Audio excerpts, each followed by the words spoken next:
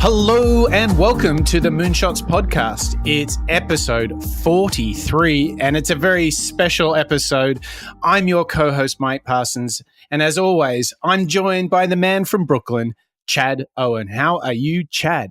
I am very excited. We are welcoming a return guest to the Moonshots podcast here. And so I'm just going to go ahead and introduce him right away. Some of you may remember him from our excellent episode where we broke down all of the wisdom from Fred Smith of FedEx. And please give a warm welcome to Gary Hoover, our return guest, to talk about some very interesting unsung innovators of the 19th and 20th century. How are you, Gary? I'm doing great, and I'm glad to be with you guys today. Gary, it's so good to have you back on the show. We got so much positive feedback about the Fred Smith episode, and Chad and I have been busy doing our homework to dive into the world of these mysterious innovators, these innovators that we should probably know a whole lot more about. And what's really exciting is that we are going to open up the Gary Hoover database live on the show, and we're going to hear about what it takes to be a great entrepreneur, not only in this century, but previous ones. And the crazy thing, Gary, is that the themes are so universal. Curiosity, courage, learning, reading, trial and error testing, and just having amazing ambition. It's remarkable how these themes not only transcend industries, but they transcend time. So tell us, who are the three unknown innovators that we're going to dive into, and why are you so excited about these three characters? Well, let me step back a little bit. I've been writing biographies of great entrepreneurs of the past over, I guess, the last year. I've been studying them for about 50 years, but through a think tank in Washington called the Archbridge Institute, we publish, they're called American Originals, and it's really about great Americans. Often they rose from poverty or difficult circumstances, and how they evolved over time. And they're little 5,000 to 7,000 word biographies that you can find on the Archbridge website and on my own website, Hoover's World, where all the other stuff I write is. But the reason I'm so passionate about studying these people and reading biographies is obviously, like you said, there's so much to be learned from them. But a lot of people think it's not relevant. But when you read the biography of one of these greats, it does several things. For all my entrepreneur friends, you learn a lot. You learn how they thought. You realize they're human. They aren't just geniuses. You know, they weren't born that way. They didn't know anybody. It wasn't about who you knew or how much money you had. It was about these things like you mentioned, ambition and curiosity, lifelong learning.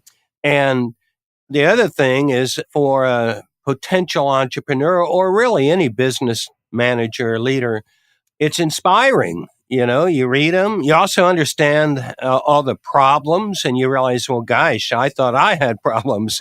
Look at what these people went through, men and women. We write about both of them. So I really believe, I teach entrepreneurship and entrepreneurial thinking to big companies. And I think it's just hard to beat studying these people. And the other thing is about, okay, they're out of the past, lost in the mist of time and all that. But one of the things Chad took one of my courses, and I'm sure he heard me say, there's nothing in business that matters that's new. And certainly the techniques and technologies change all the time. And some of the people we're going to talk about, they made those changes, drove those changes, created the modern world. And so whether you advertise using billboards or you use the telegraph or whether you use Facebook, that changes all the time, perhaps faster than ever, although change was pretty incredible over the last 200 years. But the basics, the things that matter, these things like curiosity and ambition, being imaginative, taking good care of your people that you work with. Those things have been around for 100, 200 years. And those are the most important things and the ones often not taught in business schools where everybody's so busy learning techniques and tools and how to do spreadsheets, all of which matter. But so that's a preface to everything we're going to talk about today. Sounds great. And it is quite amazing, isn't it, Chad? The more that we're doing the show together, how universal the themes are becoming, regardless of the century, regardless of the vertical, regardless of the person's upbringing. It seems like there are these very strong tenets to how to be a great entrepreneur and to how really to create products that people love.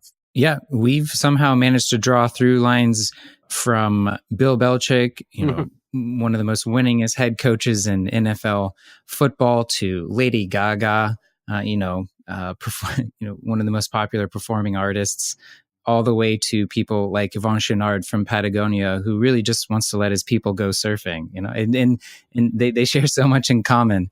It's been really fun. But Gary, you left us hanging there, and who we're going to be talking about today. And so I'm curious, what industries and markets are we going to be exploring and under whose watch?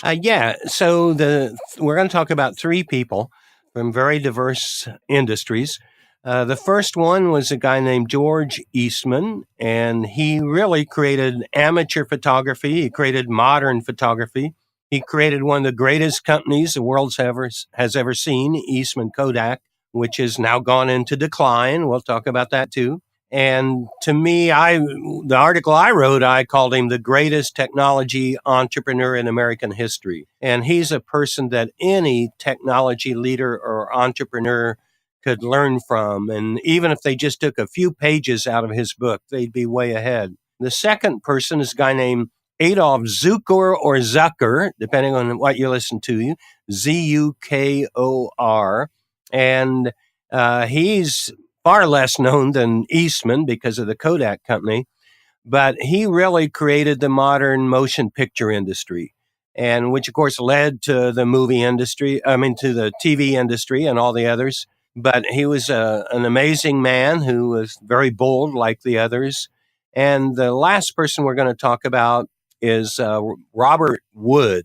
And he, unlike the others, he didn't start the company, but he took over the biggest mail order company in the world, the Amazon of its day, called Sears Roebuck, which declared bankruptcy in October of 2018. So there's a complete arc from beginning to greatness to failure of one form or another. But Wood was a guy who joined the mail order company and converted the entire company to a chain of bricks and mortar retail stores.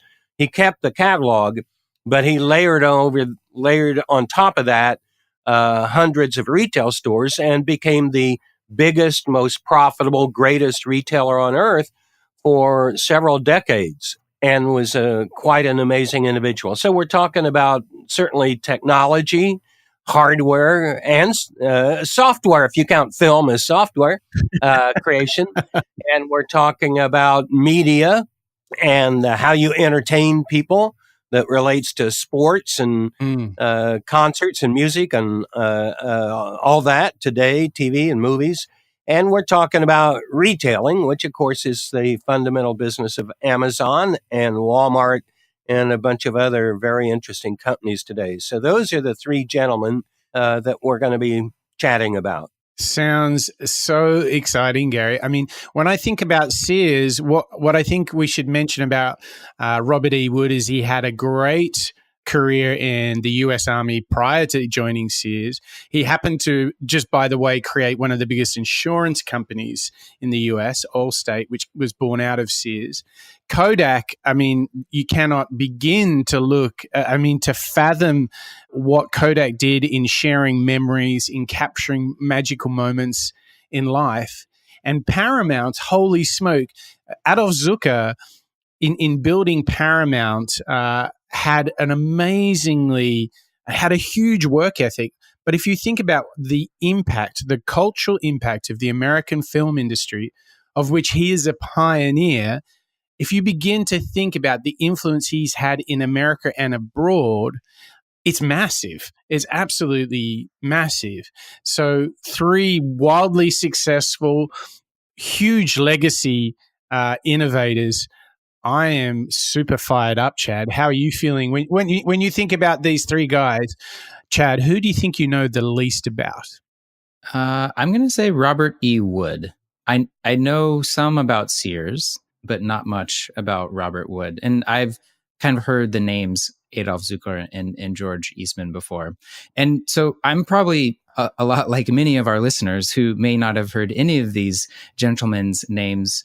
Please go to moonshots.io, where you will find all of the links to Gary's series of articles that he's writing about these innovators and many more, as well as maybe some of the first source materials and books that Gary has gone to learn if you want to learn more about these gentlemen and even more. And yeah, we're always looking for feedback and really appreciate all of your emails to hello@moonshots.io. And with that, we can get right into it and talk about Mr. George Eastman. Yeah, what a guy. So he was born in the 1850s, July 1854. And his father was a farmer in upstate New York. And he also had a chain of business schools where people learned accounting and typing and all that jazz. And might have been a little early for some typing, but his father died, and his mother had to take in boarders, and they were struggling, and George had siblings. They moved to Rochester from where they lived way out in the country. And so George is a teenager. He gets a job. He takes several jobs. He ends up in a pretty good position at a bank, and he keeps getting raises, and he's made assistant in charge and all this jazz. And then his boss retires or leaves, and George is the obvious guy to get the job, but he doesn't get it because a member of the board of directors had a relative. And George, he took that seriously and quit over it. But in the interim, as a young guy, and he's saving up money, all his life he wrote down every penny he took in, every penny he spent. And hang on, Gary. Yeah. He did bookkeeping. He kept the books. Literally. Literally? Yeah. Oh, he was a writer. He wrote 200,000 letters in his lifetime. Yeah. And that's kind of the source for the really good biography of him that I read. Oh, wow. You can always find the sources for my information at the ends of all my articles. And you can always go to Hoover's World and click on Contact Me and send me an email if anybody has additional questions. So anyway, George, he's got some money to invest, and the U.S. is involved down in Santo Domingo, what's now the Dominican Republic, and they're building a port, a fort, whatever, and there was a land boom. And he said, well, maybe I'll go down there and look into investing in land. And one of his friends said, well, you should buy a camera and take pictures while you're down there. And so George bought a camera. He never did go down there to visit, never did that investment, but he got interested in photography. Now, photography at that point was like a 50-pound camera as big as a shoebox, right, and a black tent in which you would do all the developing. And you had out of all these chemicals, and you had to soak and a massive tripod, right? Didn't you have to stage it and all that kind of stuff? And a hood over the photographer's head to keep it all dark, because you had to take a glass plate and coat it with liquids, all the right chemicals to sensitize it, and do it in the dark, and then rush that big heavy plate, I think it weighed a pound, into the camera. Shoot the picture, keep it all dark, and then develop it, which was more process. It took all these chemicals. And so photography had been invented, but it was very difficult. And the only people doing it were professionals, people that were paid to take pictures. And, there's great pictures. I think it was Matthew Brady that took pictures in the Civil War and all that. But so George got interested, but he said, man, this is a pain in the butt, And he started tinkering at home. He rented a little room, and he played around with it, and he found out everything he could about it. He talked to every photography expert. He read all the magazines and journals and newspaper articles. And in one of them, he saw that in England, somebody had invented a dry plate process. So you didn't have to have all the liquids, or it didn't have to be wet when it went in the camera. You still needed liquids to develop and all that. But he said, well, that's a good idea. And then he thought, well, we need a machine that can make these dry plates. So he invented one. He was still a teenager. And then he went off, I think he was 20 or 21, so still really young, went to England to get patents on it. And his idea was he was going to sell the patents in England and then use the money and keep working on photography. Well, the British loved his idea and said, oh, yeah, we might buy it. But they kept saying, we might. And the money didn't come through. And he got frustrated with that. And I got a little ahead of myself there. That was about the time he was still working at the bank. He was working at the bank till like 5 every day and then working on photography till breakfast the next morning. That's incredible because what I understand is during this period, Gary, Eastman spent 3 years in his mother's house experimenting with the gelatin emulsions to get the product right. So tell us a little bit about like how he actually made these big breakthroughs, because I think this really at the heart of his greatest innovation, that he took this massively cumbersome, awkward process and just through trial and error and experimentation, you might even call it prototyping, he was able to vastly change photography, but he was not a photography expert at all. Well, he was probably the top photography expert by the time he was 23 or 24. But he kept making these machines, and he started producing these dry plates and selling them. And then he started playing with the idea of roll film, of a strip of some sort of substance and run it through the camera. And the idea had been invented sometime earlier, but nobody had figured out how to really make it work. He got obsessed. He finally came up with a breakthrough, He sold a camera for, I think it was $25, and then you'd send the roll of film in because it still took chemicals to develop, and they'd develop it and send it back to you, and the roll of film was $10. And he thought, well, this is going to be a big hit. And he showed it at all these festivals and fairs, and it was a hit there. And he thought, okay, now the professional photographers are going to adopt it. But no, they like the old way. They didn't want to change. And he was really at a dead end. And you're right about experimentation, trial and error. On one thing, he had a problem with these plates he was selling. They were fogging up. He gave all the customers their money back. And then he did over 400 tries to get it right and failed. Wow. And then he went over to England where he was buying the gelatin from and found out they changed the cows that they killed to make the gelatin. And that was the problem. It was like 40 years later, they discovered it was the cows weren't eating enough sulfur-rich mustard. His chemist later discovered that. He didn't know why, but he knew, go to these other cows and we'll be fine. So he was just persistent. But anyway, he's sitting there. He says, look, professional photographers aren't taking up these, roll film cameras. And what am I going to do? I'm all my money, all my dreams. He now had 25, 30, 40 employees making the dry plates. And he knew he didn't want to stay in that because there were dozens of competitors. It was a tough business. And he realized, hey, the only hope is to get photography into the hands of everybody. In fact, to make a camera so easy, even a child can take a picture. And that led him to keep on working on the roll film idea.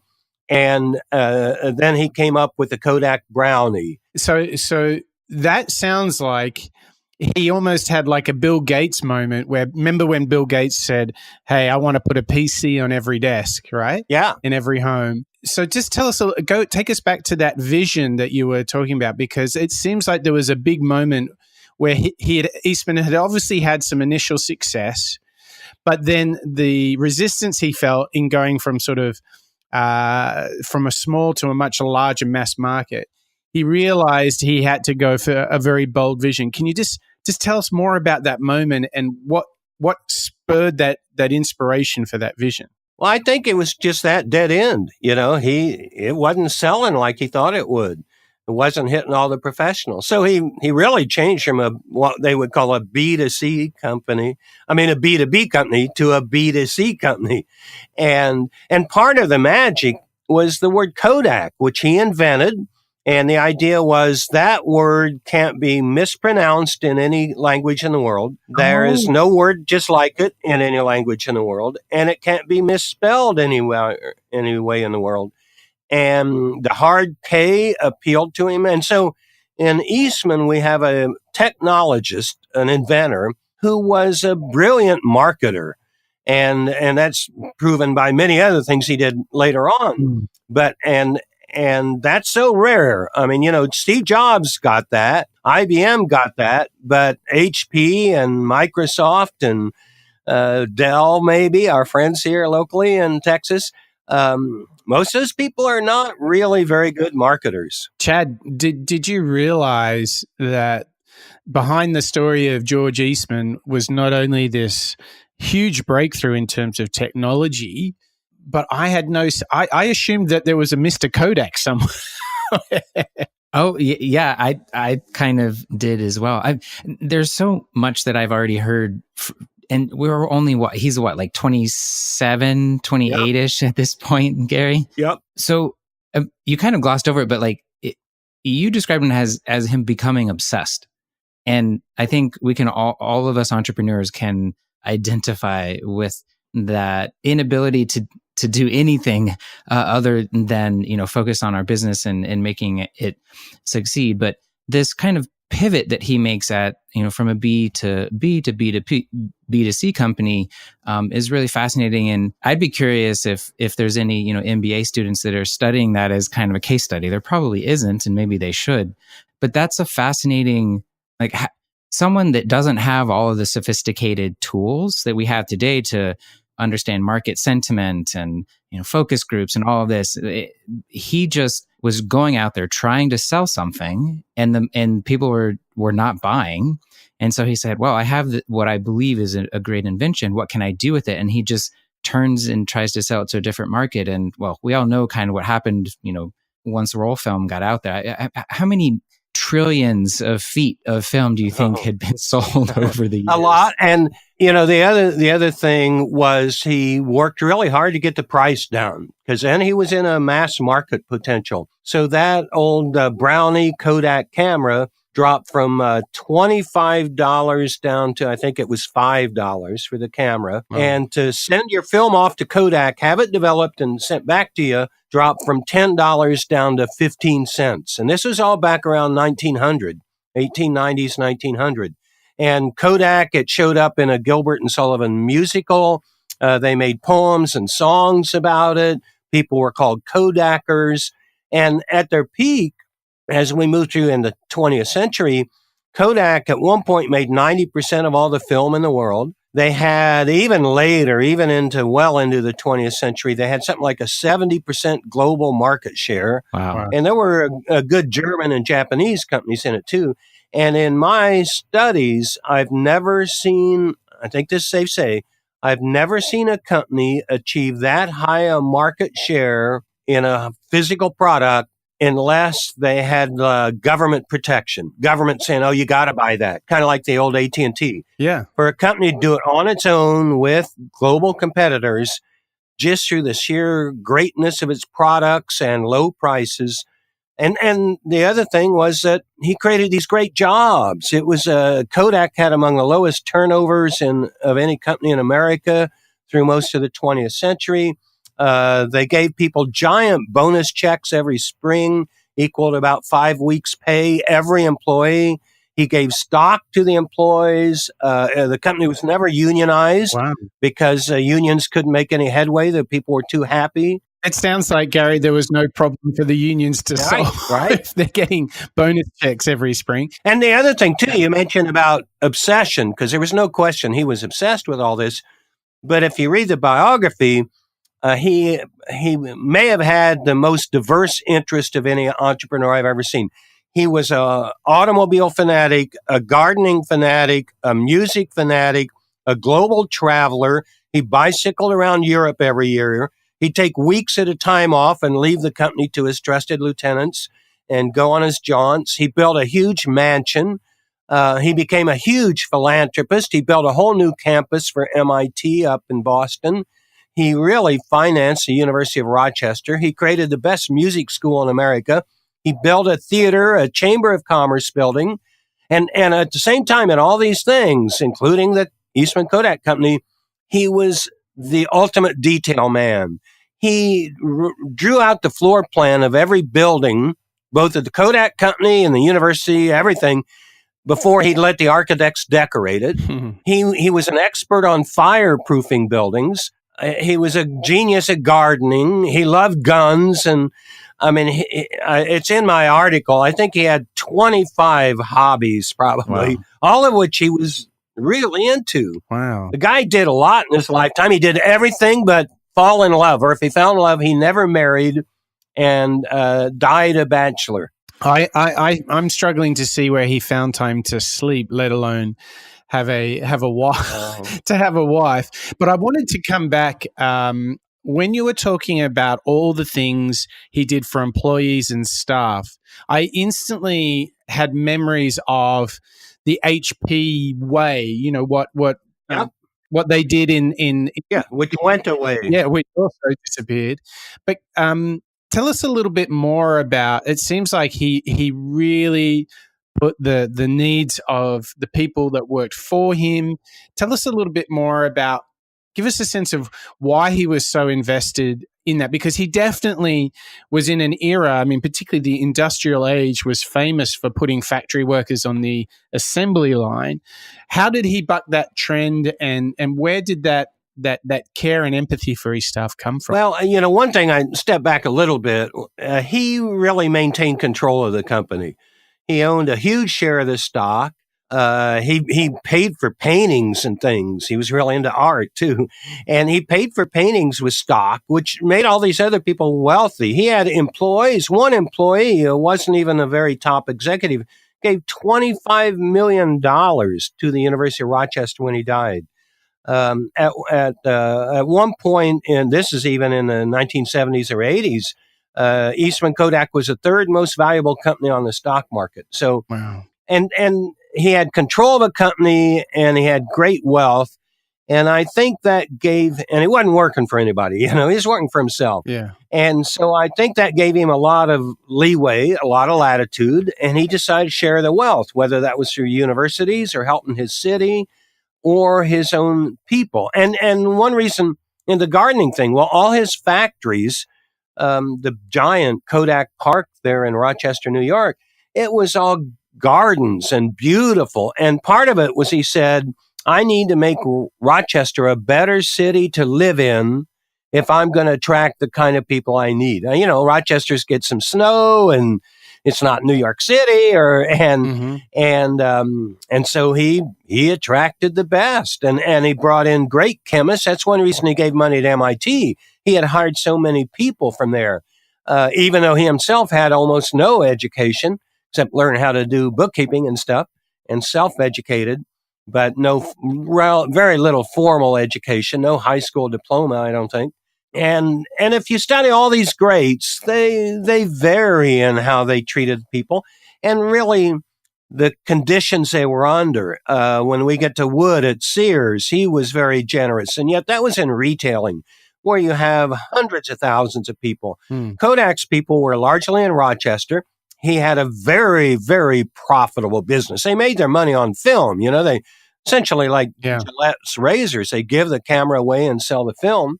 And they also, we haven't touched on it, but they pioneered in movie film, in X-ray film, in aerial photography, where in World War I they taught the U.S. military how to do aerial photography, and they brought in color film and color movies. So it was a company that was always and moving ahead. And one of the key things he learned early on too, at first he was involved in patent fights and patent suits and trying to defend himself that way. And he finally realized, hey, only the lawyers get rich, and we fight for years, and you never know how it's going to turn out. And so he kind of abandoned that and said, no, the only way we can win is to make a better product every day and work at it, and we'll leave our competitors in the dust. And he did. The thing that's striking me, Gary, about George Eastman is I am struggling to think of any other entrepreneur that Chad and I have discovered on the show that has, I mean, the breadth of interest and endeavor. I mean, you know, the concept of the Renaissance man. Sure. I mean, it feels like George Eastman was the archetype. I mean, I have not heard of anybody having such breadth, such interest, such endeavor across such a wide spectrum. Chad, can you think of anybody that comes close? Bill Gates. Yeah. He's pretty impressive. And like Eastman, he has a second career as a philanthropist. Yeah. Yes, I think it's the longevity of what Eastman did himself that's really incredible. I don't know that we have kind of enough time in history to have had another person like him, just because the longevity of the Kodak product was, as you know, for 70 years, you know, it was, you know, still in 1980, it was kind of one of the most valuable companies on the stock market. Like, again, I just don't think we have had enough time in history to have another person like him. One thing, too, that I've noticed, it's true of most of these people I write up, these people were all really rolling by the time they were 20. And, you know, they were high school dropouts and stuff, most of them. And, you know, so they started earlier. Now, they tended to die younger. A lot of the people I study died in their 60s and 70s. But even so, how do I say it nicely? And I have a bachelor's degree. I'm glad I do. I'm very proud of, I love going to school. But, you know, big chunk of the world now takes 4 years. Sometimes 6, you know, an MBA or a law degree, or if you become a brain surgeon, it's like 10 or 12 years or something. We take all these years doing other things, and a lot of college degrees, people aren't doing as much learning as partying. And I party too. That's okay. But, you know, these people hit the ground early, and they learn by reading, talking to people, and in many cases, working as kids, you know, in other people's stores or whatever. And so and most of them, you'll see in the biographies, they'll say, well, I could keep going to school and waste my time, or I could take a job with this guy and learn how he does it. And so it was really on the job training in many cases. And that's kind of, in many ways, been abandoned today. So, I mean, certainly as also a college dropout, I can relate to these gentlemen in the fact that hard work at such an early age, I think, also comes from a sense of, if the de facto standard is everyone goes to college and you've opted out, you do feel a great sense of urgency to get on with things because you don't want to be left behind. And when you find your calling that pulls you out of college, I think you quickly just throw yourself all in. And it sounds like George Eastman went all in. But I wanna challenge you, Gary. Sure. George Eastman was already succeeding at the end of the 1800s, at its peak, at its zenith.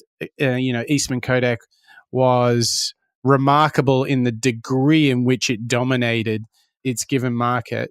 With all of the accomplishments, the philanthropy, the work he did in Rochester, if we now take a filter of, well, what can we today, what can our audience learn from Eastman? What would be some things that Eastman did that we could do today to go out and succeed in the world at innovating, being an entrepreneur, or just creating products that people love? Well, you know, like I said, I think any technology leader, really any business leader, could learn so much. And you really have to go through his whole life and look at the things and stop and thinking about it. The other day, you know, I live with something like 50,000 books.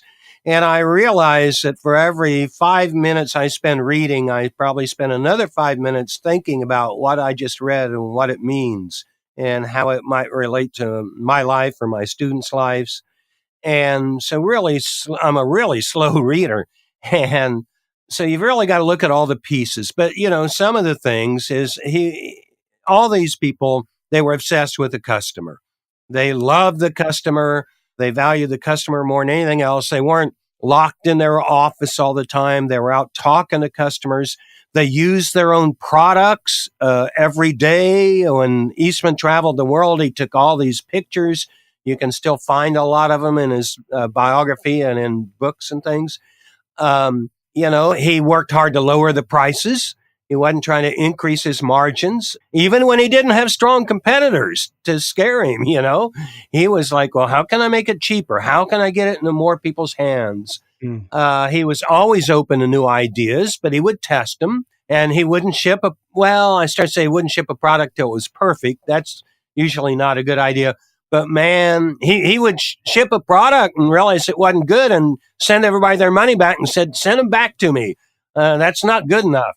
And he was always moving ahead. And one thing I'd say when we're talking about his multiple interests, he was very project oriented. All this stuff he did with the YMCA and the 2 universities and the music school and the theater. And he built dental clinics for kids in Rochester, Rome, and London.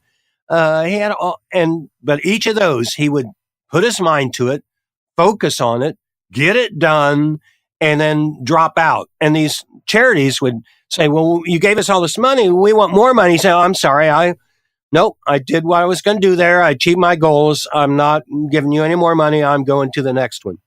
And he would then attack another project. And he did that like almost till the day he died. So that is an enormous suite of good habits that he had. He was a tester and a learner. He was always his own customer. He was trying at all times, even when he didn't have to democratize a product. And he was very project focused. I want to kick it over to Chad and say, of all of those, which one has inspired you the most, Chad? Which one has got you going, I got to do more of that? Oh man, I have to choose just one. It's a bit like that, isn't it? I don't know. I really like this idea of, because for him, it all started with creating a better user experience for taking photos. And he just became obsessed with removing all of the barriers to taking photos.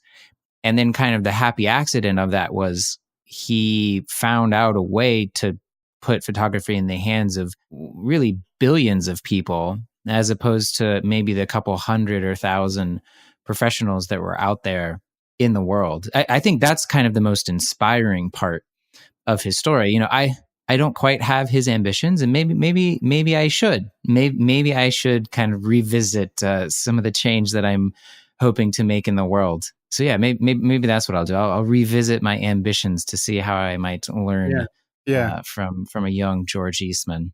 I love your point. I do agree. He is a great case study in solving a problem, because you got to remember, he was working in banks. He was sort of like an accountant who fell into having a camera. The camera sucked, and he's like, well, this is just not good enough. And 3 years later, he'd sort of cracked the code on the first invention. And then so many powerful things came out of it. He obviously had this massive legacy, which all started with solving a problem. I do want to give Gary one last question on Eastman before we move on to Adolph Zukor. Gary, I'd love to hear your analysis. How did a company that was founded by such a marvelous entrepreneur that achieved great heights of success, who was dethroned by a technology that they ironically invented, i.e. the digital camera, how did we get to a point where the company went bankrupt?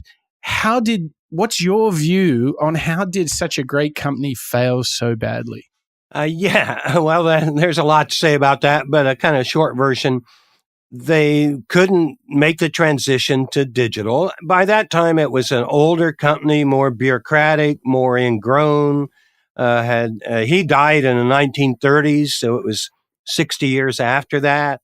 And the other thing, which most observers don't comment on, is, it wasn't an electrics or electronics company. It wasn't a consumer electronics company like we think of today.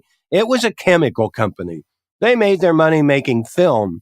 And in fact, they created their own chemical company. And today, Eastman Chemical is stronger than ever. I was just trying to see here. They do billions of dollars a year. It's a giant public company. So while the film company we all know about really collapsed, the chemical company is enormous. And I have to add that the Kodak company still exists, and it's got new management, and they're trying to be imaginative and turn things around. We'll see if they do. But no, I mean, most companies have an arc. They have a birth and a glory days and a death, or certainly a decline. Mm-hmm. And a lot of it's just a natural evolution. Like I always say, the greatest cause of failure is success. People get satisfied. The bureaucracy gets big. They drink their own Kool-Aid. They get the not invented here syndrome. And then it's time for another disruptor to come along. One of the key things about all these people, for sure, Kodak, Eastman, nobody else saw what they saw. They had this vision of a whole new industry. Mm. And when he quit his job at the bank to focus on photography, all the businessmen in town said, he's nuts. He's leaving this good job, good salary for this will-o'-the-wisp is what they called it. And they thought, well, nothing's ever going to become a photography. This is silly. And he said, no, there's something here. And much like Steve Jobs and Bill Gates in the early days, he said, this is going to get big. This is going to get bigger than you guys think. And I'm going to bet myself on it. And despite all the obstacles and all the naysayers, everyone, and I'm sure even his relatives, said, I don't know, George. What are you doing here? And man, it takes a real belief in yourself and in your ideas. And those usually evolve over time. I work with so many teens and 20-somethings that have this idea and they want to run out and start a business. And so often their great advantage is their youthful energy and their self-confidence, but their disadvantage is a lack of experience. Well, like you say, George had been working several years playing with this stuff by the time That's right. quit the bank job and went rolling. Yeah. He certainly got on a roll, and it was amazing to think that even though you said he passed away in the 1930s, when I look at my youthful view back in history, Kodak were a mega corporation, a mega brand in my childhood. Like I remember in the 80s, Kodak was a powerhouse. So to think that it succeeded for a long time after Eastman passed away is testament just to his legacy. Before we leave him, a couple of quick things. Yeah. He was unique. He was a bit eccentric. He was a practical joker. He thought there could be a more efficient calendar. And for 60 years, the Kodak company ran on a 13-month calendar. All 13 months had 28 days. So every month had the same number of weekends and all that. Made it easier for accounting and measuring sales. And that was different. And the other thing, probably not a tip we should take from him, but he got old and he got sick. He couldn't exercise anymore, couldn't see his friends. And he asked his doctor to paint the outline of his heart on his chest, mark it on there somehow. And the doctor left, and then he smoked one last Lucky Strike cigarette and pointed a gun at his heart and shot himself through the heart and left a note saying, "My work is done. Why wait?" So he was a one-of-a-kind man. Oh, my gosh.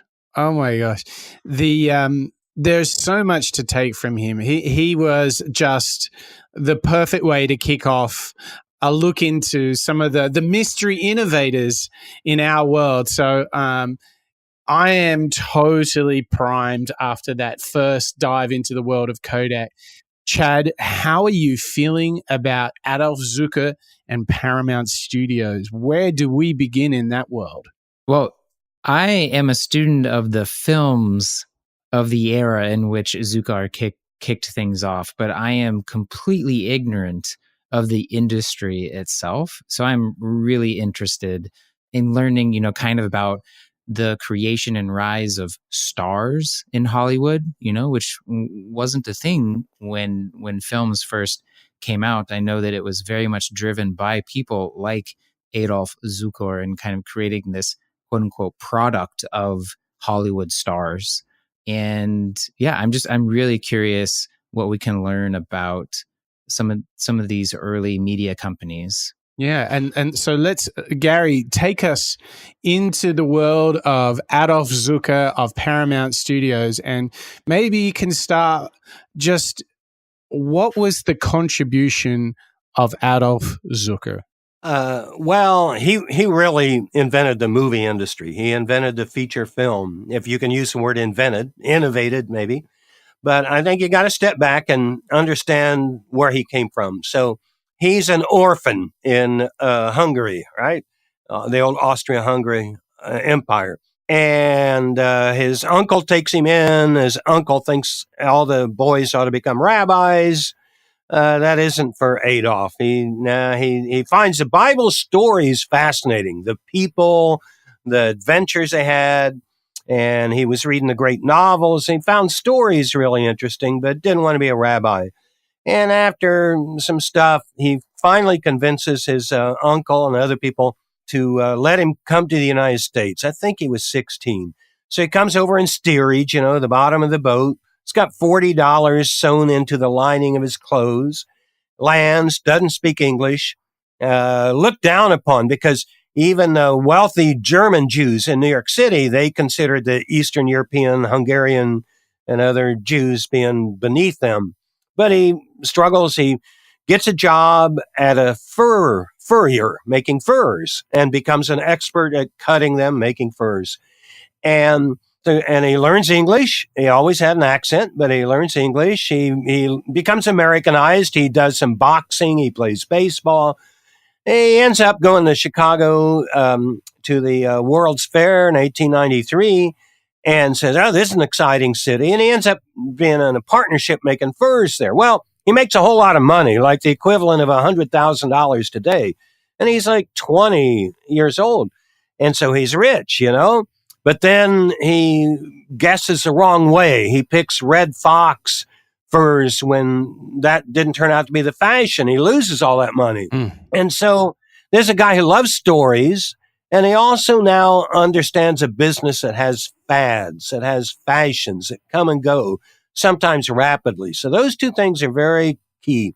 He goes back to New York, gets back in the fur business, makes money again. His neighbor, a guy named Marcus Loew, Loew, another furrier, he says, hey, I'm investing in these vaudeville places.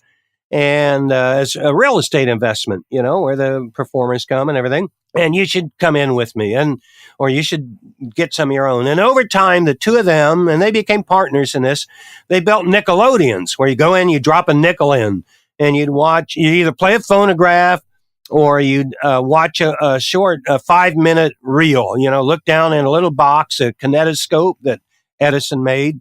And they had penny arcades, but these are more expensive. These were a nickel, and so, but they started building, and they made a lot of money. But Zukor would sit and watch, and he started doing little movie theaters with a 5-minute movie, and he'd watch the audience, hours and hours of what made him laugh, what made him cry, what got him excited, what bored him. And it got to the point where he said he could just sit there with his eyes closed and he could just sense it.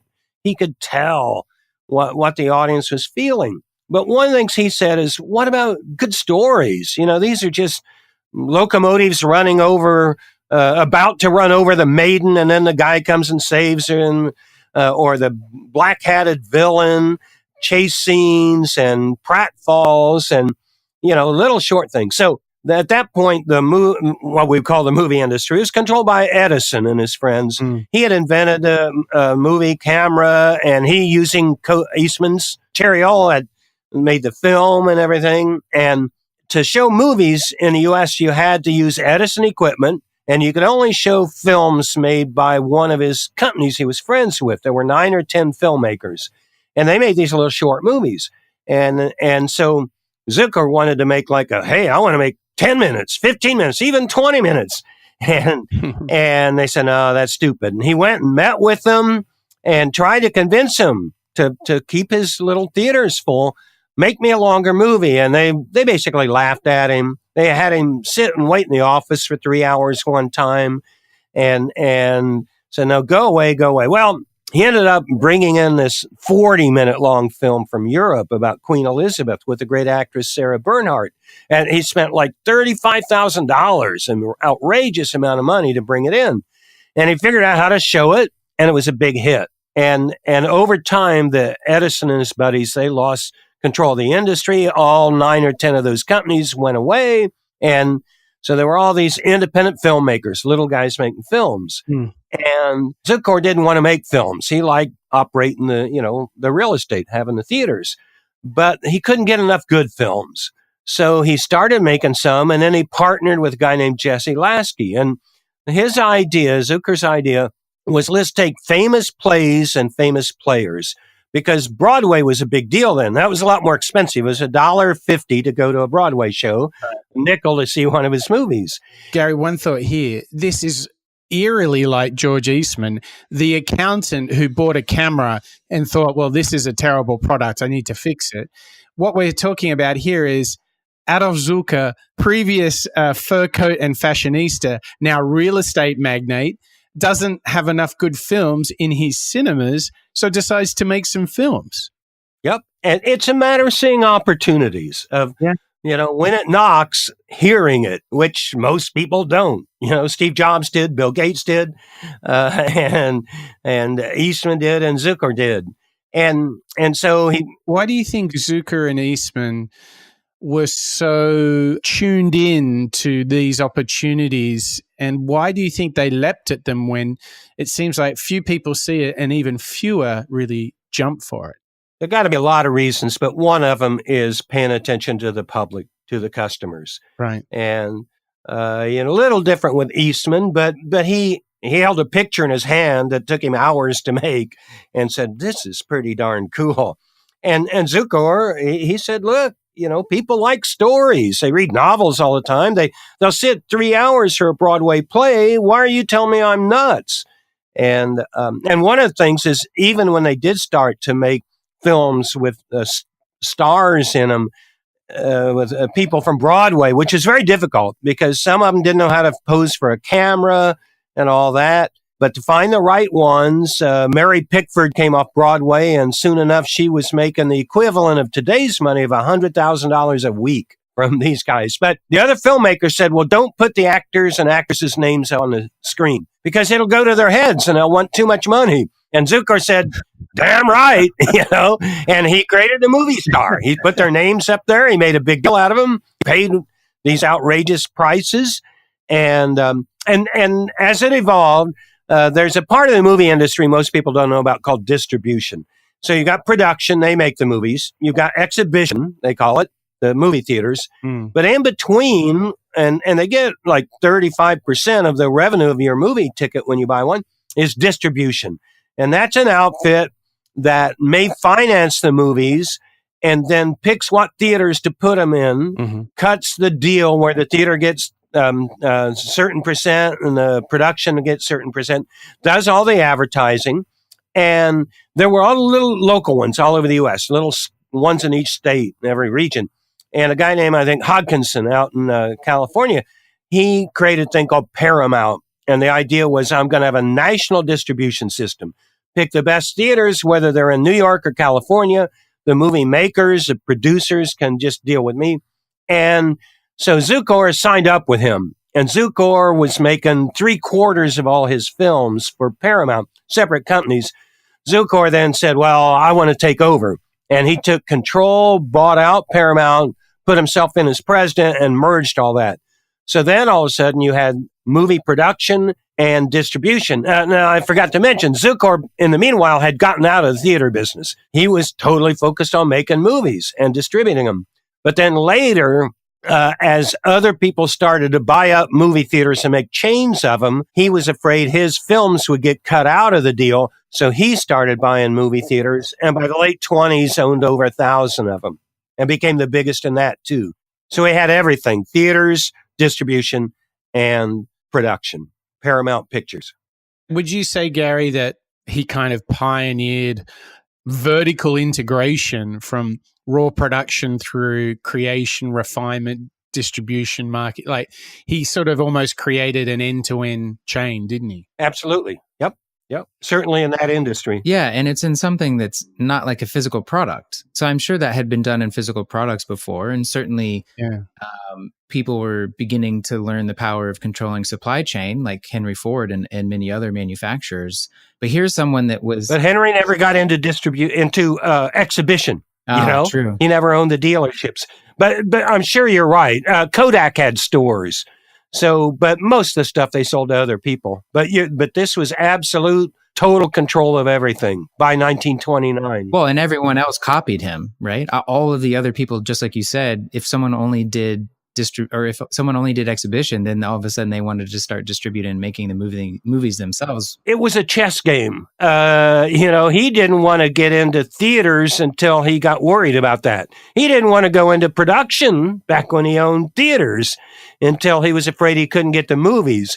So the other people were doing things and at the same time, but he perfected it. There's no question about that, and became the biggest and most powerful and richest until the Depression hit. What you mentioned his riches before the Depression, but what results came of that vertical integration? I mean, how successful did they become, Gary? Well, from certainly by the 30s, they call it the studio system. There's a great book about the Hollywood studio system that I recommend in the stuff I write. And it dominated, and it continued to dominate until probably the 50s, maybe the 60s. But in the 50s, television really hit, and that really shook everything up. The movie companies had a lot of issues, spent huge amounts on money, like on things like Cleopatra with Elizabeth Taylor, that lost money. And over time, first of all, in 1948, I think it was, the government made all the movie companies sell their theaters. And the theaters were where they made a lot of the money. But they spun them off. The theaters had cash, but were going downhill. The whole Paramount chain became a company called United Paramount Theaters, run by a young lawyer, a guy who had learned under Zukor. And he saw the theaters going down, but he had cash, and he's the one that bought the ABC network when everybody told him he shouldn't because it was a distant third to NBC and CBS. And Zukor in his 80s or 90s said, "No, young man, you're right. TV's the future," because he was such a visionary. But theaters came out in 48. Later, by the 90s, the government let them own theaters again. A bunch of them bought theaters and realized, oh, that's a different business. They make their money selling candy and popcorn. They don't make that much money on the tickets, and they got back out of it. And today, the movie industry is really what I call a networked industry. Individual groups of people get together for a single project. So bring in this editor, bring in this screenwriter, bring in these actors and actresses, bring in that director. And it isn't like a big top-down thing. There's still a lot of power in the distribution companies, but the old guys, MGM, 20th Century Fox, Paramount, the number one is Disney now, which by buying Pixar and the Marvel franchise, it has risen to be the biggest one, I think, the last several years in a row. So that was another twist. But isn't it fascinating, Gary, that Disney will also be launching Disney Go, I believe it will be called, their own Netflix. So they're going to be inspired by a little bit of Adolph Zukor and go for some vertical integration. So they will own the end-to-end chain in an attempt to keep up with Netflix. How do you see that playing out? Well, do you think Netflix will open theaters just like Jeff Bezos is opening retail stores and buying retail companies? Oh my gosh, just the thought. I mean, why not? I mean, if you wanted to dimensionalize the Netflix brand, you could reinvent the cinema and just have some sort of, like Nike has a superstore in major cities. Maybe they Yep. create these very high-end theaters. I'd show up. They may also discover it's an entirely different business altogether, in the same way that the studios came back and bought theaters in the 90s. But I'll just say personally, I would love to see what a Netflix movie theater experience would be like. There's so few theaters, and really only independent theaters, that are, I think, able to provide at least the experience that I enjoy on a regular basis. Yeah, I totally agree. Now, if we were to adopt the very best of Adolph Zukor today, Gary, it sounds like we've all been rather struck by the power of the vertical integration that he sought.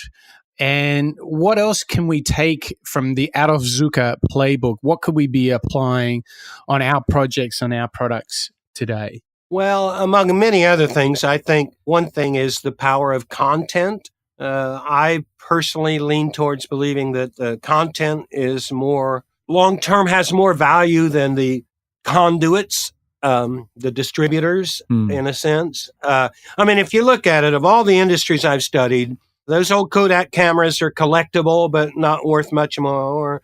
That company's gone. We're going to talk about Sears in a minute. That company's about gone. Even great buildings, skyscrapers, sooner or later, they get demolished to make room for a new one. Most of them do. And a lot of things we think are permanent aren't very permanent. I grew up in a General Motors factory town, and I tell you, my dad would roll in his grave if he thought that company would ever go bankrupt. It wasn't nearly as permanent as we thought. And yet, Gone with the Wind, The Wizard of Oz, Ten Commandments, Lawrence of Arabia, Star Wars, those are going to be worth money in 200 years, 500 years. They're more like the Beatles or Beethoven. Those are things that are really going to last. And because they're owned by a company, they're a financial asset. And those film libraries, which have changed hands many times over the last several years, some of the big libraries, those are going to outlast the Empire State Building probably. And that's pretty interesting. One thing, too, I ought to add about Adolph before we leave him is he borrowed heavily to build the movie theater chain and buy all these companies. And sometimes he gave them stock so he didn't have to use cash. And then he promised to buy the stock back at $80 a share. This is 1929. Everything's going great. The stock was selling for $78, and he was an optimist. Sure, I'll buy it back at about that price. Stock went down to like $8 in the Depression. The whole thing collapsed, went bankrupt, took 40-some law firms to straighten it out. Zukor lost control. One of his old guys that worked for him became the chief. Zukor helped get him in. And then Zukor was named chairman, not the CEO, but chairman. And up until his 90s, he continued to spend 2 hours every day at the studio and watch every Monday morning, see the box office results. Until the day he died, they said he had a better eye and ear for what a good movie was and why one worked and one didn't than anybody in the industry. And the old boy lived to be 103 and exercised all his life. So again, another very interesting individual. So it feels like what he shares, what Adolph Zukor of Paramount shares with George Eastman of Kodak, is this relentless drive to solve a problem, which starts with humble beginnings, but seems to, with all that courage and that tenacity and that learning, they end up creating vast empires, which all started by solving a very simple problem. Solving a problem, or maybe better word, seizing an opportunity. Yeah. Seeing an upside. Because, I mean, you can make a case. Nobody was walking around before Eastman saying, well, I wish I could take pictures, And sometimes the need is not so obvious. There are visible needs. Henry Ford saw people needed to get off the farm and get into town and faster than a horse, But there are a lot of unseen needs. When I started my giant bookstore chain, there were no giant bookstores in America. There were a couple of independent stores, but nobody did it like I wanted to, and discount and everything. And when I did surveys, almost nobody said, oh, yeah, I could use a store like that. Yeah. They didn't know it till they saw it. Whereas I saw it in my mind's eye, for 7 years, I worked on developing the idea. So before we jump into the world of Robert E. Wood and Sears, the retailing great, I want to ask Chad, have you got any last thoughts or questions around the world of Hollywood and Paramount and Adolph Zukor? Well, just to Gary's last point in kind of being able to identify the opportunities, I'm kind of drawn back to his days as a furrier, and that maybe it seems to me many of the lessons that he learned about business in that seemingly completely disconnected, world and industry. I actually think, and you foreshadowed it, Gary, this idea about trends and playing to the fashion of the day, so to speak. I think he applied that astute observation. As a furrier, I'm sure you had to know exactly the colors and styles and the way people were wearing them and using them or not. And still he blew it, He lost all his money one time. That really taught him. Yeah. I mean, he was really down and out, and he lost his $100,000, but then he, like you said, went back to New York and did it again and kind of pulled himself back up. But I think this is a theme maybe that, Mike, you and I have seen across many of these innovators is this, I'll just call it pattern matching. This time spent observing and then, connecting the dots and doing this pattern matching to see the opportunities. And then, of course, having the ambition to go after it and to seize it. Another way of looking at that thing with Zukor and this, both his love of fiction and stories and his understanding fads, that made him the ideal person to do all this. But the idea of, I'll call them hidden talents. So I was talking to the head of career advice at the University of Texas some years back. I think she's moved on to another university. And she wrote a book about it and everything. Very interesting. But she counseled all these students, and a lot of them, were in the wrong majors. And she was working with this one young woman, and I forget what she was majoring in, social sciences or humanities or something. And the counselor did deep probing about, well, tell me about your childhood and tell me what you were interested in. Well, it turned out the young lady had been great at billiards. And the counselor said, well, that really means you're good at geometry. And the gal said, well, I don't know. I never tried. Well, she changed majors to math and was delighted and happy and went on. And that's kind of parallel to what went on with Zukor and learning about fads and fashions. When he ran into fads in the movie industry, it didn't freak him out. He said, I've seen this before. And I might be wrong and I might be right, but today I'm going to bet this way. And his son said that every evening at dinner, he'd come home with the kids and the mom and would say, boy, did I screw up. I said that was going to work and it didn't work. So tomorrow I'm going to do this. And they had to, in the early days, they'd have to move from a big house with servants to a little apartment above a theater somewhere because he was always rolling the dice, placing bets, but he grew comfortable with that. And, a lot of business people, hey, those GM executives, even with automotive styling change and stuff, even the best of them probably would not have made it in the movie business with the whiplashes that come with a fashion-oriented business. Well, certainly it sounds like what we can learn from Adolph Zukor is he's got a bit of resilience because he was working well up into his late 90s every single day, famous for his work ethic. He saw boom and bust cycles time after time, the advent of new technologies.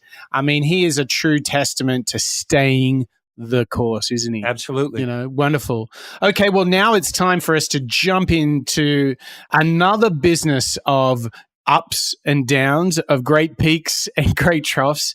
It's the world of retailing, and we're going to go to really an American stalwart, an icon of shopping and the retail experience in America, which is Sears. And we're going to look at a gentleman called Robert E. Wood, and he brings us some really different skills, as well as sharing some with Zukor and Eastman. Robert E. Wood, tell us, Gary, why does he matter, and what's his story? Those who know me know my favorite field is retailing. I've spent most of my life in retailing. And so now we're finally to an area I know something about. And I don't want to let it go unsaid, Gary, but you were the founder of my absolute favorite bookstore when I was growing up in Austin, Texas, Bookstop. So not only are you learned it in this, like you've done it. You've literally built the stores. Oh, and I learned from some greats too. I worked for some big retailers and I've been studying it since I was 12 years old. So Wood, he built the biggest, greatest retail company on earth. That enough. But let me backtrack a little bit. He came out of Kansas City. He couldn't afford college. His father had ups and downs, and it was during a financial downtime. And so he said, where can I go to college free? Well, the military academy, government pays for it. So he wanted to go to West Point. Well, who went to West Point was picked by your local congressman. Back then they were all men, I guess. And the congressman would only send Democrats in that place because he was a Democrat. And Wood, he and his dad were Republicans. And so he convinced the congressman, said, no, don't just send your friends. Do a test and then send whoever does best. And convinced the guy. Wood took the test, goes to West Point, gets a lot of demerits. He was sloppy, didn't keep his bed and his neat and his boots shined and all that. Didn't like the discipline, but he learned a lot, got a good education, came out, he runs a whole troop, a whole town of 6,000 people in the Philippines when the U.S. Army was down there, learns how to manage at the age of like 20, 21, ends up working on the Panama Canal and becomes like the number 2 guy. In his 20s, he's responsible for buying millions of pounds of concrete, building a railroad, carrying out all the details under this brilliant engineer who loved to design it, but didn't want to deal with the details. And he said, man, that was the roughest job he ever had in his life. And he learned more then than anywhere else. And he later was what they call the quartermaster general in World War I, responsible for bringing all the supplies to the troops in Europe. But that came somewhat later. So anyway, he goes through the military thing, gets out of the military, has a couple different jobs, ends up at the first big mail order company in America called Montgomery Ward. And Ward's was the original one. Sears came along something like 20 years later. Sears by 1900 became bigger, Sears Roebuck. But Wood was working for the competition. Wood was a data junkie. The legend is that when he was in the Panama Canal working on it, for a while he got sick. He got a fever or something. And they put him in the infirmary. And the only thing to read were census books. So he became an expert on the census. He was a lifelong voracious reader. And he became an expert on the census. And it was said that all his life, every day, maybe right before he went to sleep, we don't know, every day he read a table out of a big statistics book published by the U.S. government called the Statistical Abstract. And he's working at Montgomery Ward, and they're making all this money with mail order catalogs, selling to farmers, competing with the larger Sears. And he says, look, with the Model T, the car, the farmers are going into town and they can go to stores then, and they don't have to buy just out of a catalog. They got other options. And the other thing is the number of farmers is going down with McCormick's Reaper and all this John Deere and new equipment. We need less people. People are moving to cities where we're building factories and everything. So we should open stores in the cities and small towns. But he was focused on the cities. And this all came from a study of data. Well, the Montgomery Ward guys, they said, no, we're making all this money on the catalog. You're doing a great job. He was doing great stuff for them. And they said, no. And he eventually got in a fight with his boss. I think Wood says he quit. His old boss said he got fired. Doesn't matter. He's out on the street. Well, I got to back up a little bit one more time here. Richard Sears, I've seen lists that say Sears is one of the greatest retailers of all time. They don't mention Wood. They don't mention another guy named Julius Rosenwald. Rosenwald was a Jewish guy in Chicago who made suits for Sears, dreamed of being a banker and wanted out. And he ended up selling control of Sears Roebuck to this guy, Rosenwald. Rosenwald is the one that really made it the biggest catalog operation on earth and became one of the wealthiest Americans, an amazing guy, gave like 15% of the company to the employees, treated them well, had theaters at the big catalog plant in Chicago.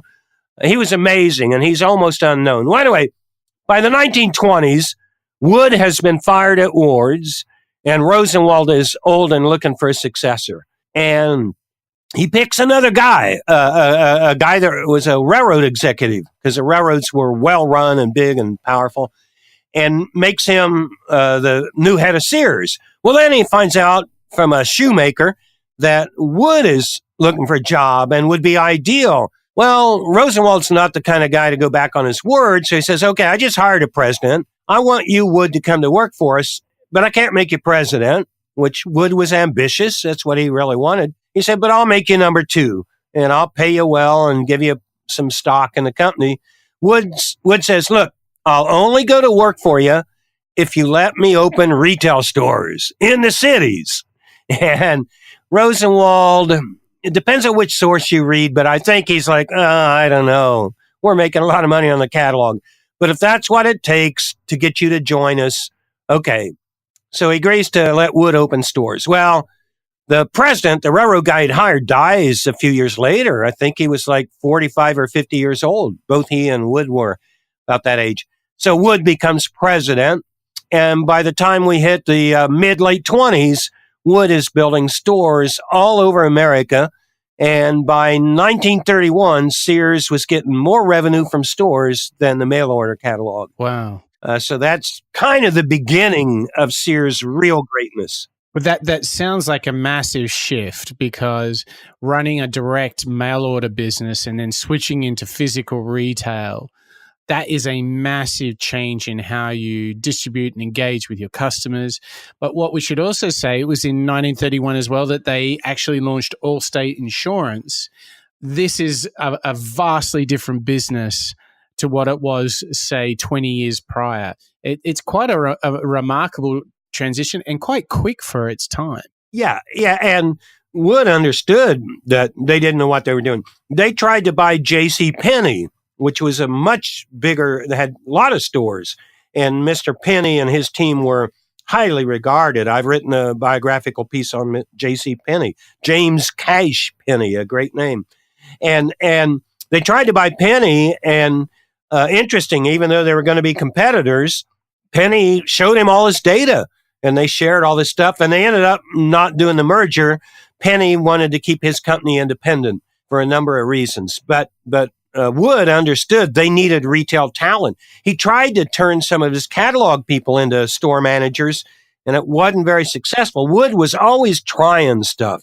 And when he opened the stores at first, they were like discount stores. They were dirty shelves. They were cheaply built. The stores were ugly. And he said, I don't want to waste money on fancy fixtures. Well, within a couple of years, he said, wow, he tested them. Fancy fixtures work. And he brought them in. And so he had a catalog company and a retail chain. They used the same buyers, but the buyers were biased towards a catalog chain. So you had all this tension, all this fighting, and Wood just did not put up with it. He sat them together in a room and he'd shut the door and say, either you guys get along or you're both fired. I'll be back in an hour, and that kind of thing. And he tried every kind of management structure. At one point, I think there were 400 or more Sears stores. Every single store manager reported directly to the CEO, Robert E. Wood. Wow. There was no middle management. And he was always boosting failure. And he'd be in meetings and he'd come out and he'd say, look, what that executive wants to do is nuts. It'll never work. But I told him to go ahead and do it because it's better if he burns his own fingers and learns the lessons the hard way. He'll be a better executive then. He was always telling key executives, don't give orders. listen from below, and he made his store managers rich. He gave out all this stock to the employees, all the employees, following in Rosenwald's what he had set up. Wood made it even bigger, but he put caps on what the executives could get, but not on the lower people. So he made his cashiers, his appliance salespeople rich. He paid his people incredibly well. Gary, what I came across was that Wood served as, in the end, I believe he served as chairman for close to 20 years in the subsequent time. But in his early period at Sears, they introduced the first real savings and profit sharing fund for the employees of the company, which at the time was quite revolutionary. Now, you were touching on... That was Rosenwald. That was Rosenwald, yep. Right. But what was really interesting is that what I discovered is that towards the end of his life, he said that the thing that he was most proudest of was actually the work that he had put into the savings and profit sharing plan for the pensions of employees. He actually, despite everything he had achieved, plus serving in the military, it came down to taking care of the pension fund for the employees. Do you think that's one of the most distinctive things about Wood? Is he seemed, compared particularly to Zukor and maybe less so to Eastman, but he seems so driven by the welfare and well-being of his own employees. That seems like such a strong thing in his legacy. I'd put Eastman right up there with him. But that really was Rosenwald. Obviously, Wood believed in it. He expanded it. And by the 1970s, 25% of Sears stock was owned by the employees through that program. And he always said, we got to pay more than the competition. But he was tough, you know. In fact, he remained lifelong friends with people he fired because he was so good at it and graceful. But man, if you didn't measure up, you were gone. Now, it wasn't a lot of turnover because he developed training programs and everything. Another thing that's very parallel, and this wasn't, maybe Rosenwald, but this was really Wood, was the way you treat your suppliers. Wood did not want any company selling everything they made to Sears. He wanted them to also sell to Macy's and competitors. And he said, look, it'll make them stronger. It'll keep our buyers on their toes. And he also wanted to make sure that all of his suppliers were profitable because he wanted to be around long term. Instead of looking at each deal and saying, what's my price today? He made long-term contracts. He created all these companies. They created Whirlpool, which is the biggest appliance maker in the world still today. But that was Wood and his people that put some of their suppliers together, invested in it, helped finance it to make sure Sears had the best products. And that's the other thing on products. He was always saying, look, everybody sells a refrigerator this size, but I looked into it. He was always looking into stuff. I looked into it, and it doesn't, just a little more steel only costs $2. We can make a 20% bigger refrigerator, sell for the same price. And he did that in every category. He did that in tires. He did that, even sold automobiles at one point. They sold 150,000 houses, kid houses that are still standing all over America. Everything they did, they worked with the supplier to say, how can we make this more efficiently? His buyers became experts in manufacturing in their category. And when he saw the South was poor, he financed all these farmers. He told his producers to build factories in the South. When he saw Latin America had a future, because he studied the data, he started opening stores in Mexico, which interestingly were sold off a few years ago and are really well run. They're owned by the richest Mexican, Carlos Slim, and they're doing great, unlike the U.S. operation. Gary, there was this story, I want to take even his achievement list even further. There's this story I came across that I think it was roughly 45 through 53, managed to lead a project at Sears where they tripled their sales through improving the infrastructure in the stores and facilities and so forth. Like, he seemed to be a brilliant retailer. Oh, brilliant man in every regard. Everybody who met him said he was a genius. So, if we try and decode some of his mental models and approaches, you've talked a lot about being a data junkie and experimenter. He really cared about his staff. What are the other signature Robert E. Wood approaches to how he has succeeded? And, we mentioned that they created banking companies, they created insurance companies under Sears. Don't forget the Craftsman brand and the Kenmore brand were all born out of Sears as well. Oh, yeah. I mean, what else did he do? How did he do it? What was that special Robert E. Wood source? Well, I think one really big thing was this whole thing about telling his managers not to give orders. He really wanted a bottom-up organization. He thought the most powerful person in the company was the store manager. And he wanted to develop great store managers. He made them rich.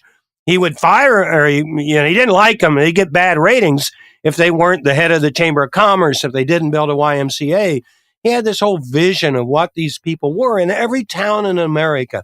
Even big companies would pool all their cash in a big New York bank to get the most interest. And he started doing that, but then when the manager said, well, the local banker, he's not real happy with us, he moved all that money back into the local banks, and they made less money because of that.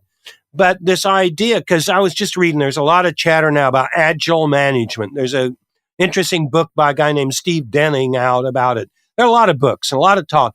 And a lot of it is like, there's even a thing called leaderless management. And how do you move it back downstream? How do you put the power closer to the customer?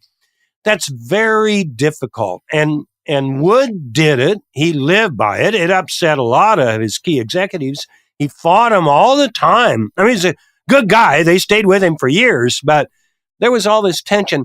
And what's interesting is if you look at the decline of Sears, you can make a case it really started in the 60s and 70s, that they really peaked just about the time that he was no longer on the board of directors. And what it was is it became bureaucratic.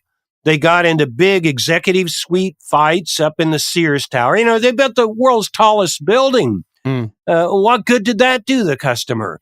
But Wood would have never done that, man. And, so in a lot of ways, his agile management was not sustainable.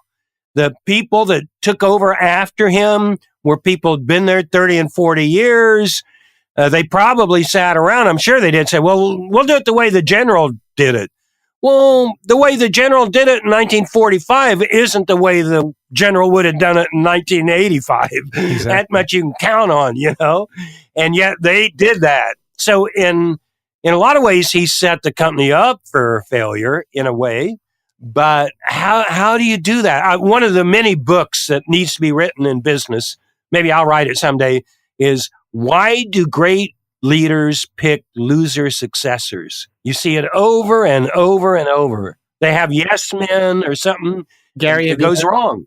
Have you heard the thought that the greatest leaders are judged by the successors they pick? I haven't heard that, but I like that. Yeah. It's a theme that comes back, obviously, in Good to Great, that Jim Collins was looking for companies that got better when the sort of the hero CEO, when he or she left, if it got even better after them, that was actually a lens by which he judged truly great companies. And it's so true. I mean, look at the trouble Starbucks had when Schultz has tried to leave it a couple of times. Or Microsoft. Yes. Under Ballmer. Yeah. They've been there all those years. Yeah, but that's tricky. If you study the greatest manager of all time, Alfred P. Sloan, the man that really built General Motors, when he retired, he refused to participate in the selection of his successor. He thought it was beyond him and the board should do it. He much later, said he wouldn't have picked that person.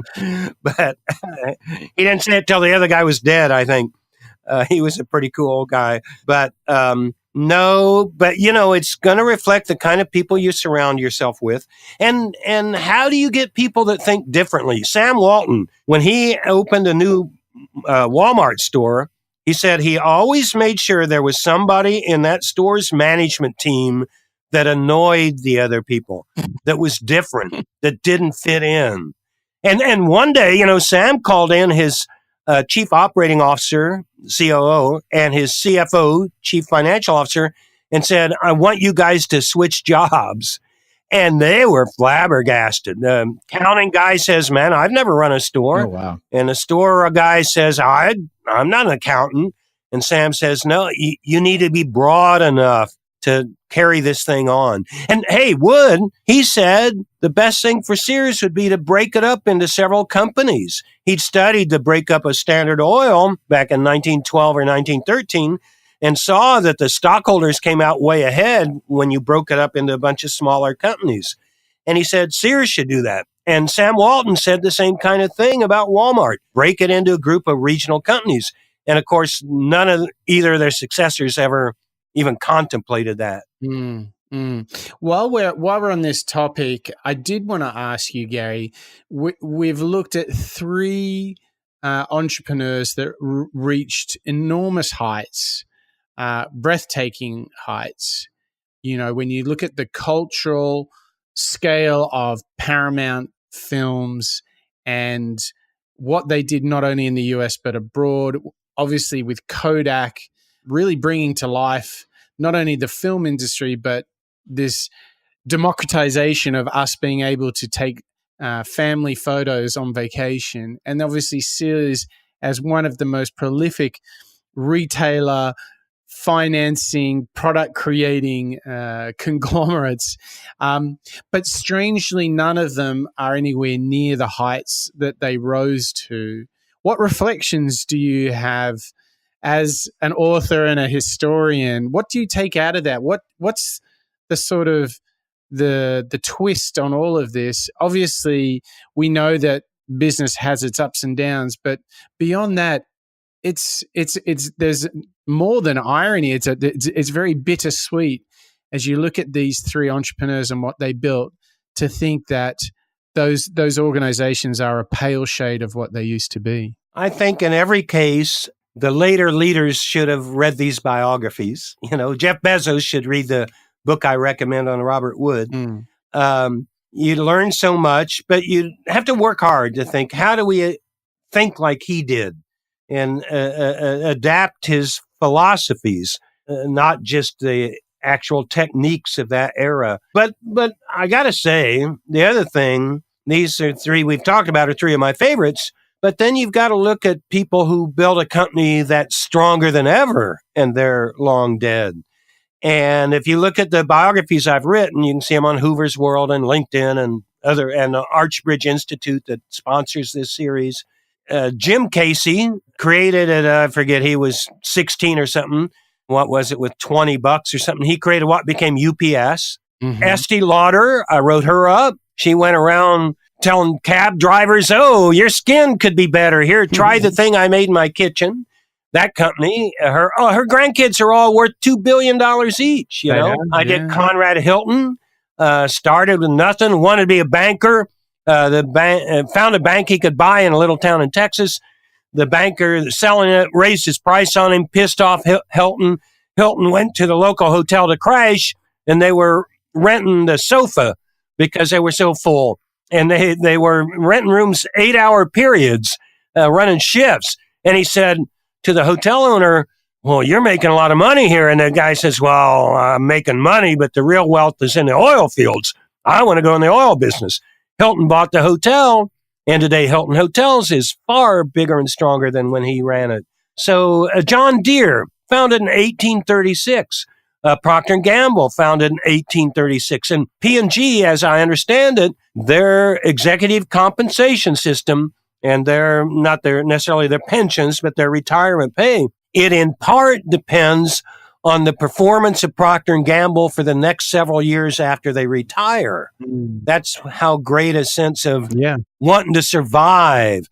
Arie de Geus, an ex-Shell oil guy, wrote a book called The Living Company. And in it, he said there's two kind of companies. There's companies who want to get rich this month, this quarter, and there's companies where the key goal of the executives is to survive, to be a durable company, to be around in 100 years. And he probably overstates that it's either or. But and look at General Electric. Man, you talk about an amazing company in its glory days. And then Jack Welch, who everybody thought was a genius, goes into finance and a bunch of areas they didn't belong in.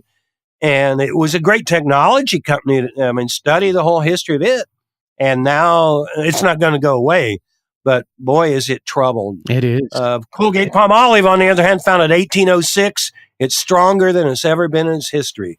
So those are the ones you also want to study. Well, Chad, I tell you what, as Gary was telling us about companies that have gone from good to great over generations, I'm thinking we need to invite Gary back, don't you? Oh, that's just kind of assumed at this point. But I'm easy. I have a lot of stories. No, it's fascinating to me because I don't know why I'm always surprised, but no matter where we turn for these insights on how people are innovating or have innovated, the same themes crop up again and again. Like Mike, yours and mine, and I'm sure yours too, Gary, the list of qualities that we need to, cultivate and habits we need to install, it keeps growing, but it's pretty similar, this idea of lifelong learning, adaptability, ambition, lots of ambition, willingness and embracing of failure, all of these things. It's encouraging to me to know that while there may not be a formula, we have some really fantastic role models across history. And maybe we should go back to the early 1800s with companies like Palmolive and John Deere.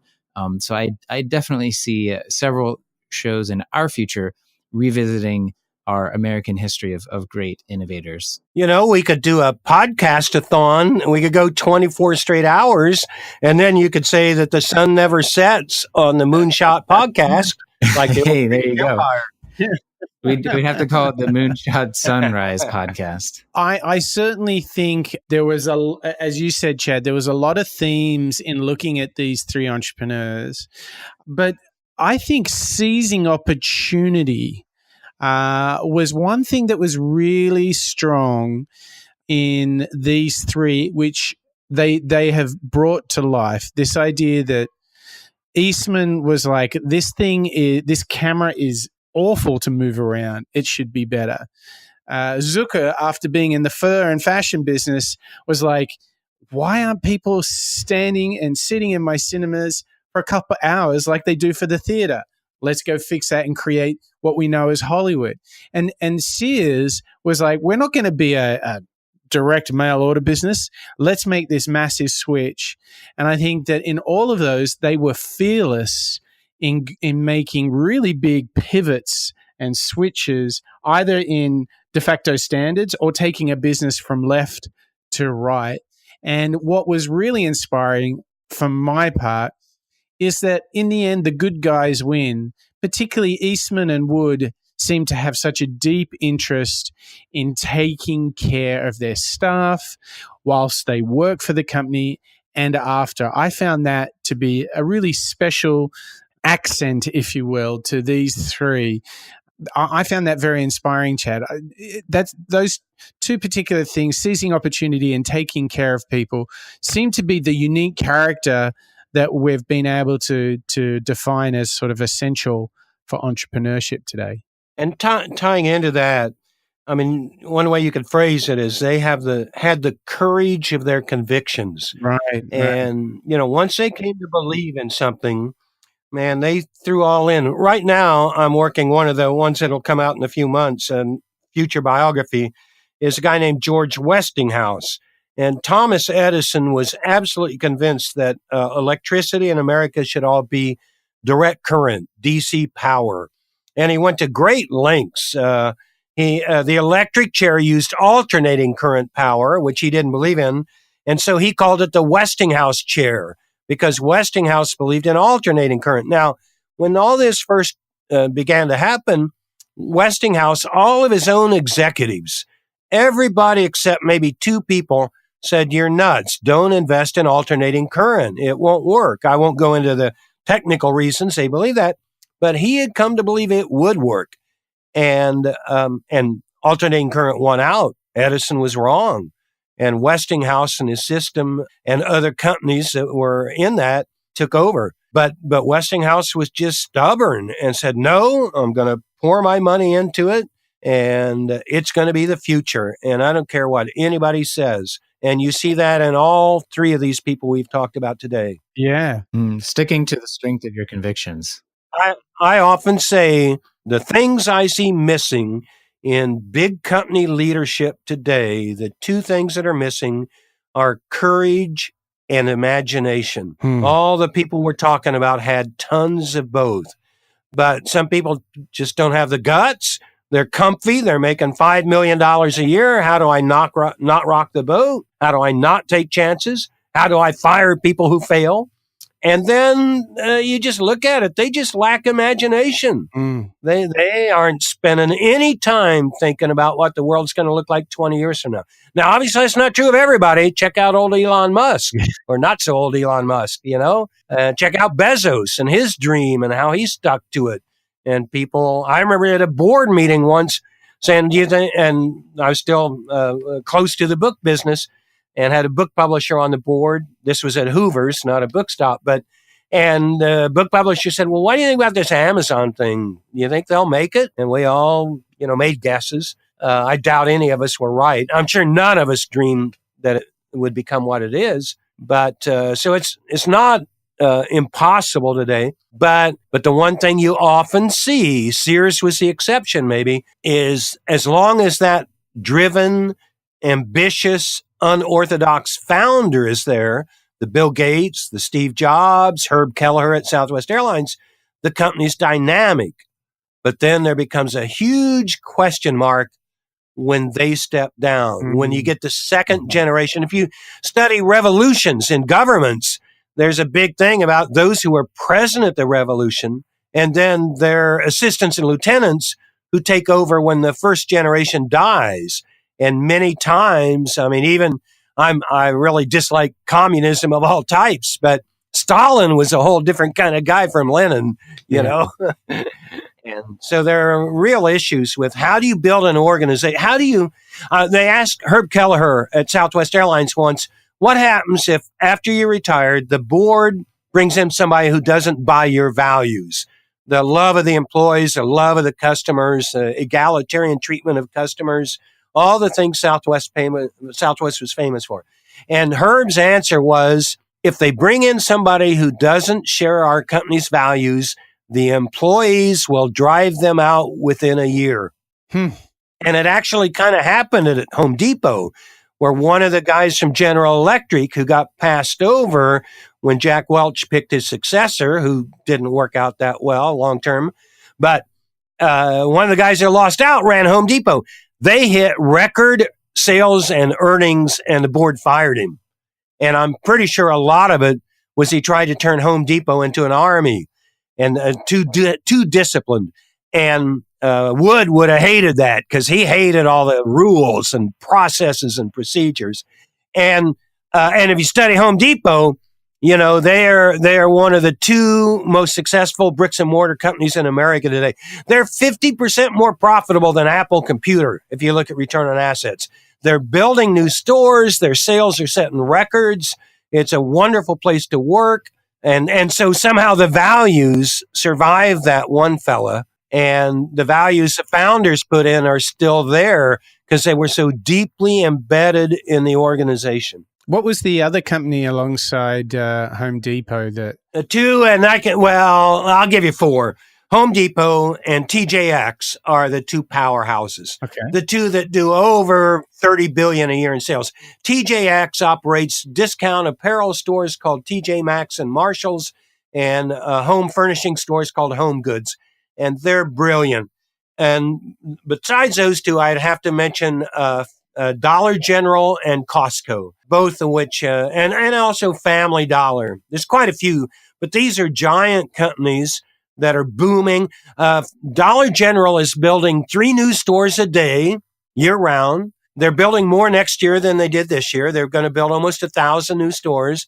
And they're also doing 1,000 remodels of old stores, 3 a day. And of course, Penny's and Macy's and everything are building no stores or very few.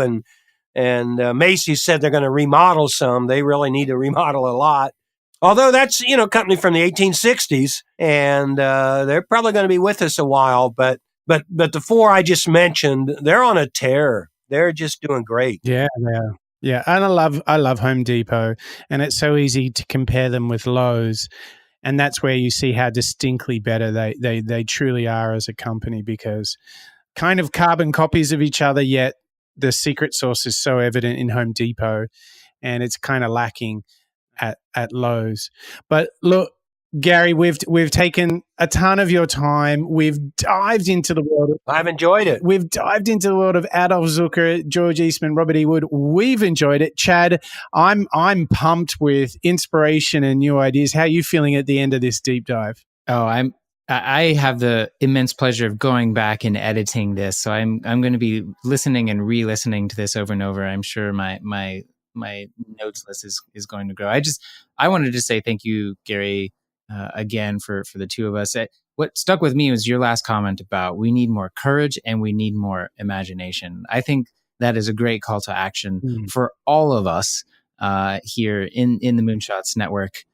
So again, just wanted to say thank you for bringing some new inspiration, some old blood into our somewhat futuristic show here on the Moonshots podcast. And yeah, just one more time, where can listeners find out more about you and the things that you've written about these innovators and many more? The easiest place to go is hooversworld.com. And you can sign up for my newsletter. That way you'll get all the new ones I write. You'll also be able to read everything I've written, these biographies and a bunch of other management advice and, oh gosh, even travel advice and stories about architectural history.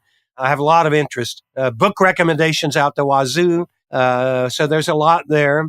But I'm spread across the internet. I put my stuff on LinkedIn. I answer a lot of questions on Quora. I answered a lot about Sears and its bankruptcy. The archbridgeinstitute.org is where these stories first appear. We've got 2 already written in the pipeline to be published in the next several weeks, and a lot more interesting stories like I've touched on with JCPenney, Conrad Hilton, Estee Lauder, Jim Casey of UPS. So there's a lot of material there, and my current plans are to produce a lot more. I'm working on starting a new nonprofit organization just to celebrate business history and the great leaders of the past. Oh, how exciting. Well, we're here and we want to be part of it, Gary. I definitely want to extend an invitation to you for coming back for another special. Maybe we can do the Courage and Imagination episode where we really focus on some great stories of entrepreneurs, both past and present, that have shown bucket loads of courage and innovation and in imagination. Because I think, as you said, we could do with a dose of that. So I want to thank you, Gary. I want to thank you, Chad. It has been an epic journey into 3 wonderful entrepreneurs. Everybody can find all the show notes, which will include links to Gary's site, to the Archbridge Institute, and to all the different things we've mentioned on the show. They'll be in the show notes at moonshots.io. Thank you to you, our listeners, and all your great feedback. We'll be back with another episode of the Moonshot Podcast. That's a wrap for today.